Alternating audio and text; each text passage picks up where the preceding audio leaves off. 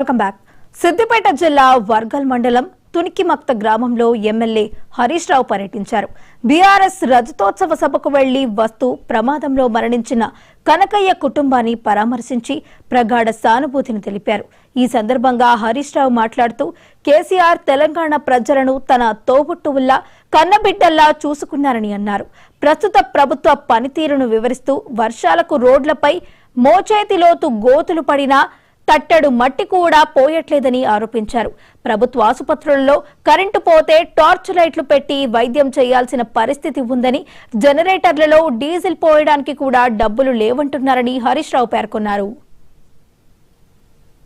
Current పోతే torch లైట్లు పెట్టుకుని ఆపరేషన్ చేస్తున్నాం. జనరేటర్ పనిచేస్తలేదట, జనరేటర్లో డీజిల్ లేదట. కేసీఆర్ కిట్టు బంద్ అయిపోయింది.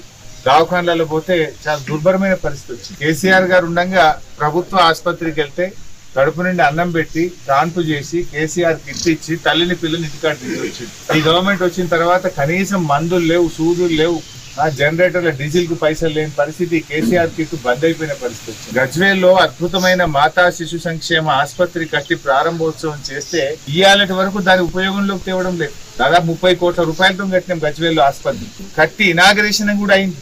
కానీ మొన్నటి రజతో విషాదమైనటువంటి ఘటన జరిగింది. బట్ ఆ ఇంటికి తప్పకుండా అండగా ఉంటాం. అయితే ఈ రోజు ప్రజలందరూ కూడా చూస్తున్నాం. మన ఊరికి వస్తా ఉంటే నేను చూసిన రోడ్ ఎన్ని గుంతలనే ఎడ్ల బండి ఊగినట్టు ఊగుతున్నది. కేసీఆర్ గారి లేని లోటు కొట్టొచ్చినట్టు కనబడుతుంది. నిజంగా కేసీఆర్ గారు ఉంటేనేమో అన్ని డబుల్ రోడ్లు, చక్కటి రహదారులు వేసి ప్రజల్ని మరి తన కన్నబిడ్డల్లాగా చూసుకున్నాడు, తోబుట్టుల్లాగా చూసుకున్నాడు కేసీఆర్. కానీ ఇవాళ చూస్తే మోచేతులోతు గుంత